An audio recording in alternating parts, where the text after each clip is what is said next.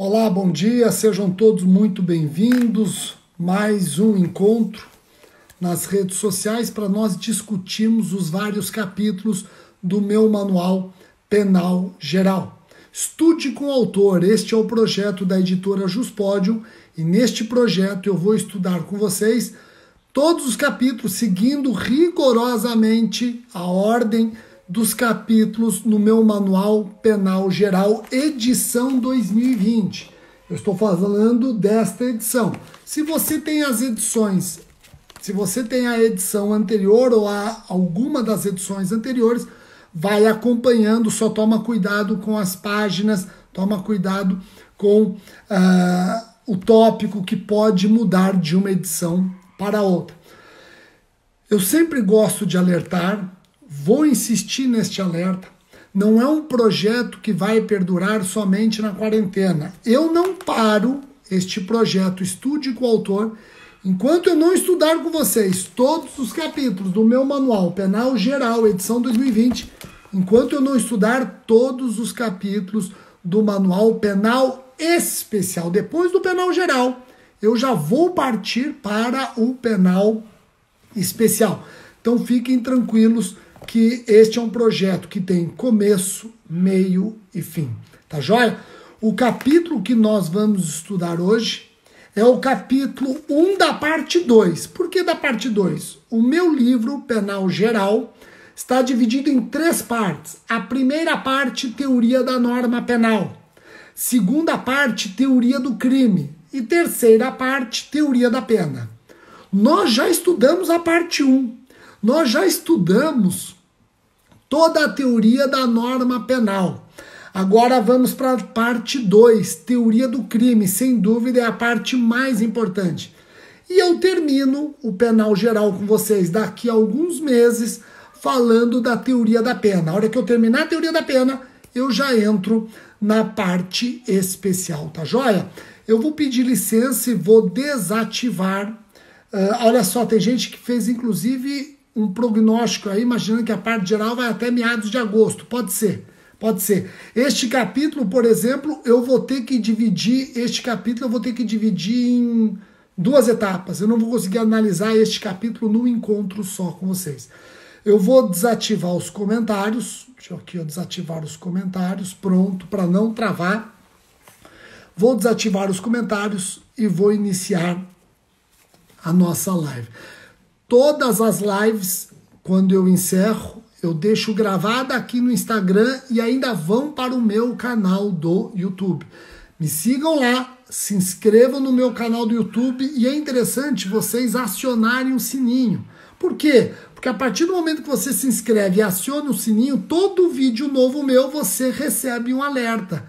Você recebe um alerta. Então se inscrevam no canal e ativem o sininho. Bom, pessoal, nós vamos aqui, introdução à teoria geral do crime.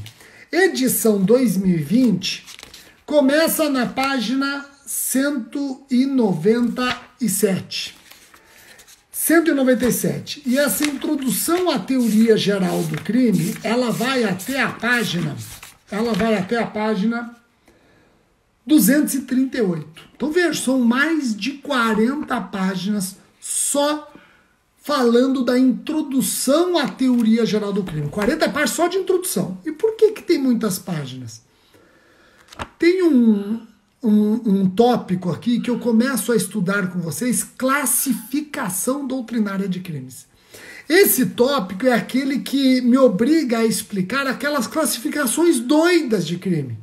O que é um crime complexo? O que é um crime ultra complexo? O que é um crime de greve? O que é um crime de lockout? O que é um crime de tendência interna transcendente? O que é um crime de resultado cortado? O que é um crime de duplo resultado? Então, sabe essas classificações doidas? Tem aqui um tópico onde eu faço mais de 100 análises. Eu estudo com vocês mais de 100 classificações. Essa parte de classificação doutrinária de crimes eu vou deixar para a próxima live. A próxima live, que será segunda-feira que vem, dia 25, a próxima live, E ao que tudo indica, dia 25 a live será à noite, não vai ser de manhã. Mas na próxima live nós vamos estudar classificação doutrinária de crimes, tá ok? Por isso que eu falei que este capítulo eu vou dividir em 2 lives. Na live de hoje, eu quero estudar com vocês crime, conceito e diferença com contravenção penal. Aqui na página 197, eu começo explicando a importância de você estudar a teoria geral do crime. Ela permite a compreensão dos elementos necessários à configuração do crime. Então, existe aqui uma importância imensa no estudo da teoria geral do crime. E dentro da teoria geral do crime, no item 2, olha que importante, eu faço o seguinte, ó, infração penal, ponto, crime, ponto, contravenção penal. Eu gasto aqui 2 páginas para ficar explicando para vocês o que é infração penal e quais as espécies de infração penal. Aqui na página 198, eu trago o conceito formal, material e analítico da infração penal. E depois que eu trato do conceito formal, material e analítico da infração penal, eu passo a discutir como eu posso dividir a infração penal. E no 4º parágrafo, eu digo que o Brasil segue o sistema binário. O Brasil divide infração penal em crime e contravenção. Tem países que dividem a infração penal em 3 espécies. Tem países que dividem infração penal em crime, delito e contravenção penal. No Brasil, não. No Brasil, nós dividimos infração penal em 2 espécies somente. Crime e contravenção. E o delito, Rogério? No Brasil, delito é sinônimo de crime, diferente de contravenção penal. No Brasil, nós temos crime ou contravenção. Crime é sinônimo de delito, delito é sinônimo de crime. Crime e delito se diferenciam de contravenção penal. Rogério, contravenção penal tem sinônimo? Tem, já caiu em concurso. Eu faço esse alerta aqui, pessoal. Eu faço esse alerta no 1º, 2º, 3º, 4º, 5º parágrafo. No 5º parágrafo, eu digo que contravenção penal também tem sinônimos. Eu gosto sempre de colocar nos meus livros os sinônimos. Porque muitas vezes o seu examinador cobra o sinônimo e ele faz com que uma pergunta fácil fique difícil porque você só não conhece o sinônimo. E eu gosto de colocar os sinônimos para você também poder diferenciar sua prova do concorrente. Se você está discorrendo sobre uma questão e ela tem sinônimos, coloque entre parênteses os sinônimos. Coloque entre parênteses os sinônimos. Você vai destacar a sua resposta. Se o seu examinador cobrar alguma coisa envolvendo contravenção penal, não custa você lembrar que contravenção penal também é chamada de crime anão. Contravenção penal também é chamada de delito liliputiano. Contravenção penal também é chamada de crime vagabundo. Já caiu no oral do MP de São Paulo. O examinador falou o seguinte: doutor, crime vagabundo admite tentativa? Falou, pô, pera um pouquinho. Primeiro você tem que me dizer o que é crime vagabundo. Depois eu te explico. Já me pegou aí, olha, já foi para um sinônimo que eu não conheço. Então guardem isso. Crime e delito, mesma coisa. Contravenção, crime anão, delito liliputiano e crime vagabundo, também é a mesma coisa. Crime e contravenção não se confundem. Quando eu falo para vocês que o Brasil divide infração penal em 2 espécies, crime e contravenção, muitos me perguntam, Rogério, e o artigo 28 da Lei de Drogas? O artigo 28 da Lei de Drogas é crime ou é contravenção? Porque quando eu vou lá na Lei de Introdução ao Código Penal, o Código Penal diz que crime é punido com reclusão e detenção. Contravenção penal é punida com prisão simples. O artigo 28 da Lei de Drogas não é punido nem com reclusão ou detenção, nem com prisão simples. O artigo 28 da Lei de Drogas está sem pai nem mãe. O artigo 28 da Lei de Drogas está perdido. O crime de porte de drogas para uso próprio não é punido nem com reclusão ou detenção, que poderia fazê-lo crime, não é punido nem com prisão simples, que poderia equivaler à contravenção. E agora, será que o Brasil, a partir da lei de drogas, não teria dividido infração penal em 3 espécies, crime, contravenção e o artigo 28 da lei de drogas, que seria uma infração penal sui generis? O Supremo falou, nananina. O artigo 28 da lei de drogas é crime, ainda que não tenha pena privativa de liberdade, não tem problema. É crime, está rotulado como crime. É crime, ponto e acabou. Agora, eu te explico isso tudo na nota de rodapé 3 do capítulo. Olha o tamanho desta nota de rodapé. E por que essa nota de rodapé acabou ficando grande? E eu gosto muito de trabalhar a nota de rodapé de forma a não interromper o seu raciocínio no texto principal. Mas por que essa nota de rodapé ficou grande? Porque o STJ, recentemente, as 2 turmas, o STJ decidiu que o artigo 28 da lei de drogas não é capaz de gerar reincidência em crime comum. O artigo 28 da lei de drogas só gera reincidência no próprio artigo 28, mas não gera reincidência em crime comum. E olha o argumento do STJ, é por isso que eu estou fazendo essa observação. O STJ falou o seguinte, ó, se uma contravenção penal não é capaz de gerar a reincidência em caso de cometimento de crime, basta ler o artigo 7º da lei das contravenções, como é que pode o artigo 28, que é menos que uma contravenção? Opa, quando eu li isso eu falei, o STJ está dizendo que o artigo 28 é menos que contravenção? Eu só conheço crime e contravenção. Quando o STJ diz que o artigo 28 da lei de drogas, porte de drogas para uso próprio, é menos que contravenção, será que o STJ está querendo exumar a discussão se o artigo 28 é uma infração penal sui generis? Eu faço essa provocação na nota de rodapé que eu mostrei para vocês. Bom, vocês já sabem que o Brasil divide infração penal em crime e contravenção. Pronto. Rogério, mas existe entre o crime e contravenção diferenças? Sim. Mas olha só, eu alerto isso. Olha o que eu escrevo aqui, ó. Preste atenção. O rótulo de crime ou contravenção... tá aqui, ó. O crime e contravenção penal não guardam entre si distinções de natureza ontológica, mas apenas axiológica de valor. Eu vou repetir o que eu escrevo no penúltimo parágrafo da página 198. Eu vou repetir. No antepenúltimo parágrafo. Crime e contravenção não guardam entre si distinções de natureza ontológica do ser, mas de natureza axiológica de valor. Entendam? Isso aqui pode parecer muito difícil, mas o meu objetivo nestas lives, e no próprio livro, que daí vem um parágrafo seguinte onde eu esmiuço isso, o meu objetivo é tornar tudo isso que parece difícil fácil. Então, ó, quando eu falei que crime e contravenção não tem diferenças ontológicas, mas axiológicas, eu estou querendo dizer o seguinte, e eu escrevo isso no parágrafo seguinte, ó. Quando o legislador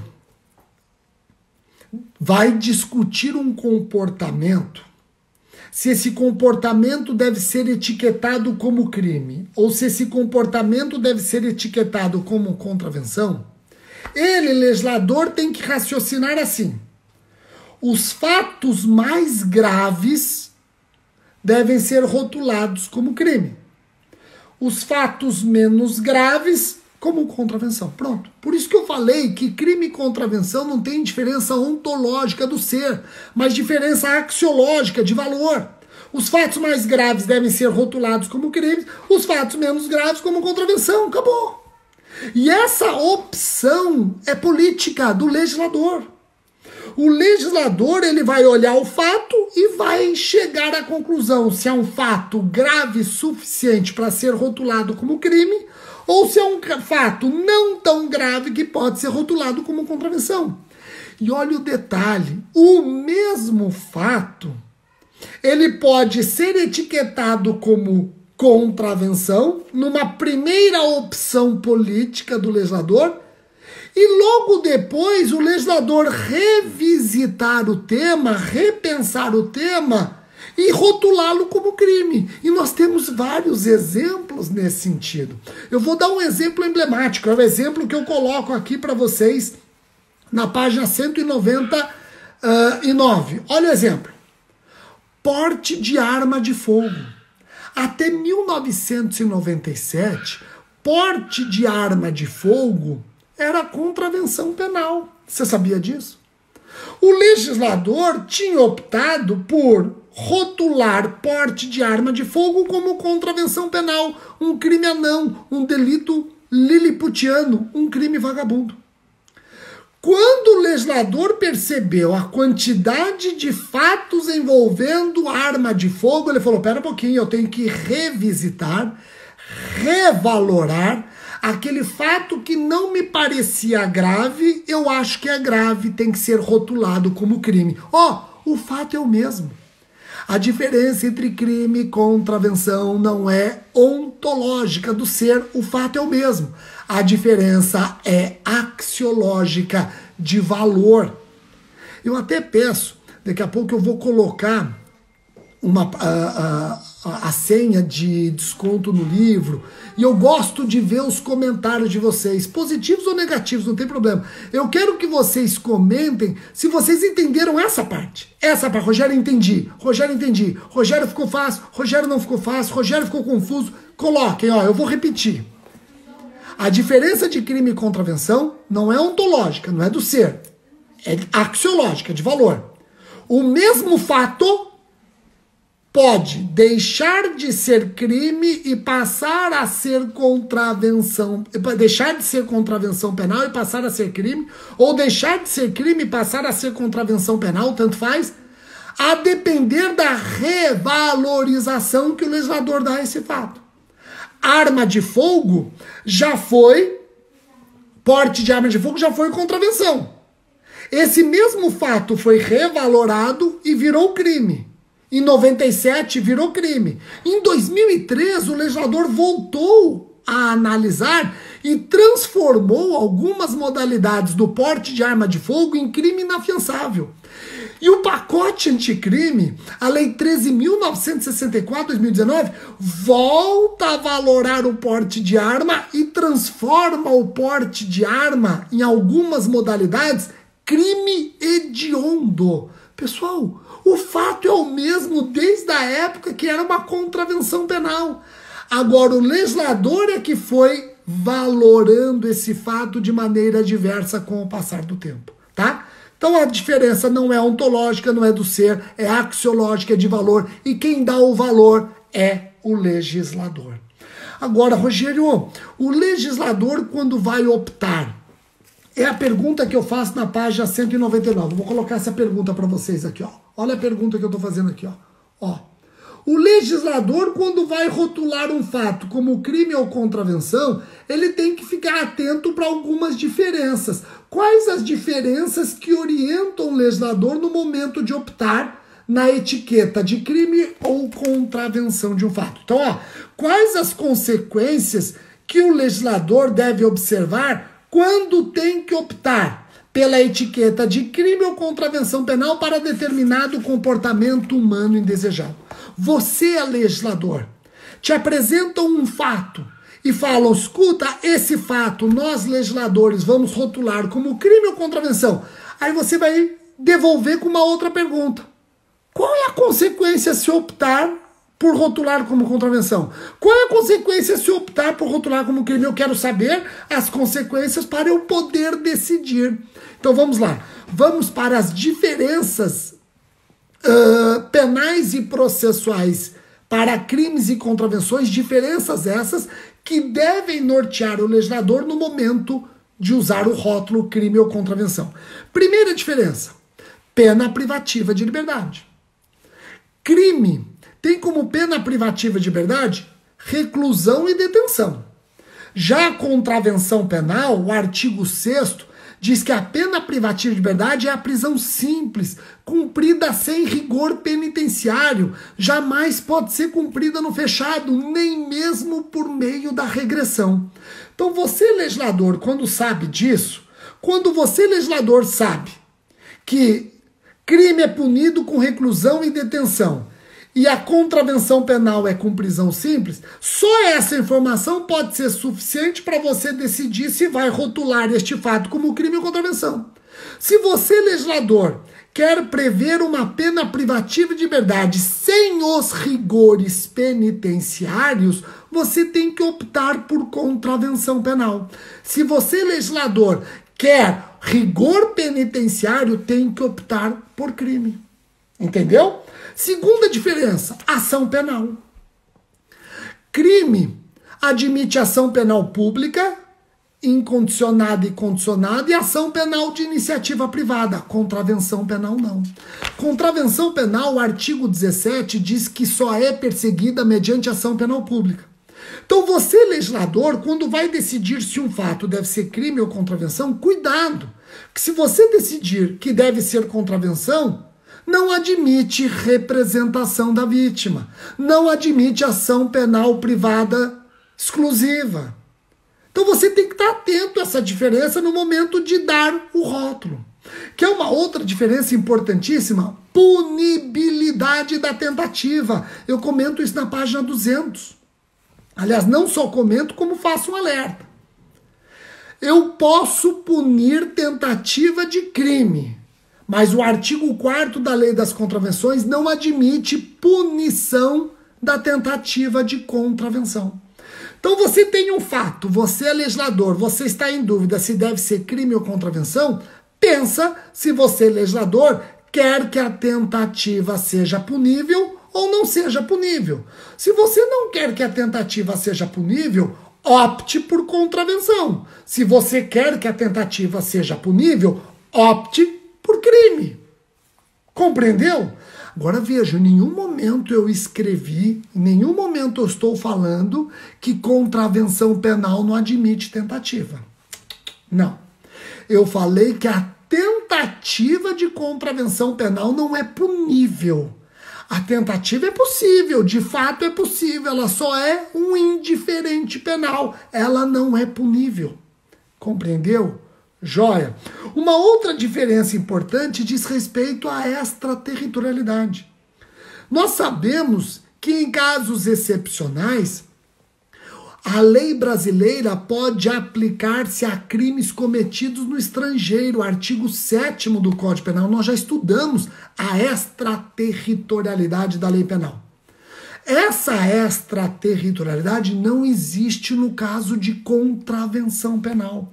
A nossa lei jamais vai alcançar contravenção penal praticada no estrangeiro, é o artigo 2º da Lei das Contravenções.